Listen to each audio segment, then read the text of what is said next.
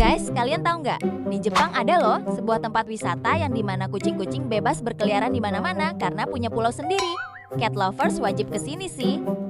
Kenalin, ini adalah Pulau Tashirojima di Jepang. Di sini, jumlah kucingnya jauh lebih banyak daripada jumlah penduduknya. Bahkan, ada aturan resmi kalau anjing dilarang masuk ke pulau ini. Dulunya, kucing-kucing ini dipelihara nelayan buat mengusir hama tikus. Saking cintanya penduduk lokal sama kucing-kucing di sini, di tengah pulau sampai dibangun kuil suci khusus untuk menyembah dewa kucing loh. Uniknya lagi, di sini ada penginapan yang bentuknya mirip kucing raksasa bernama Manga Island. Kalau cat lovers kesini, kayaknya nggak bakalan mau pulang deh.